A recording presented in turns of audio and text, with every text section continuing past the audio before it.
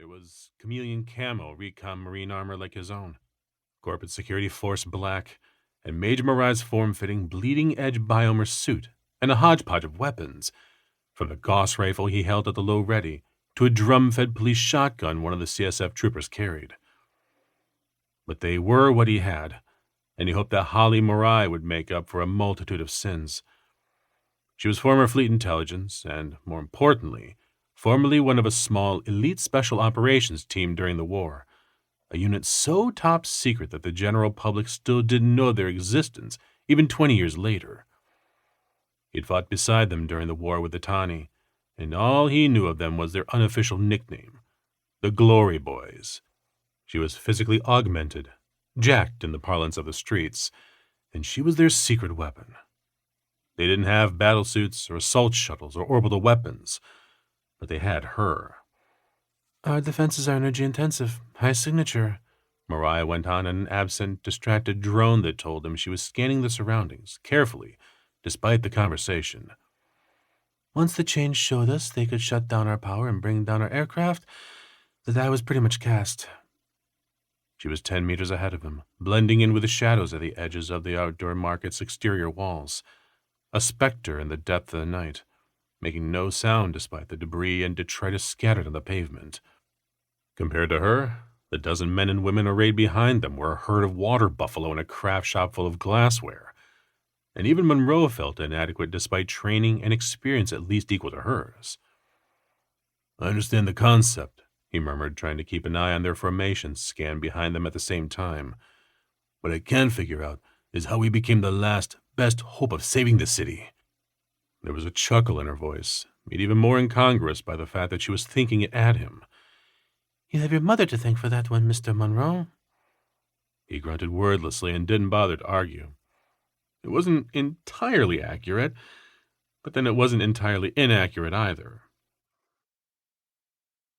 We need to evacuate this city, Munroe had said only hours earlier.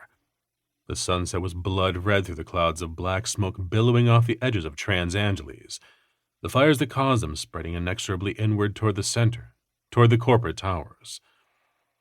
Once upon a time, Randall Munroe had found the view from the penthouse windows frightening because of its permanence, because of the statement it made about the entrenchment of the corporate council as the ruling class of the Commonwealth. Now, staring out at the necrotic extremities of a dying city, he was frightened by its impermanence, by the looming certainty of its destruction. He turned away from it and looked his mother in the eye. She was nearly as tall as his meter 8 and met his slate-gray eyes with her own cerulean gaze. Her hair was still blonde, or maybe it was again, he wasn't sure, and her face was the ageless mask of the rich, perfect in every detail.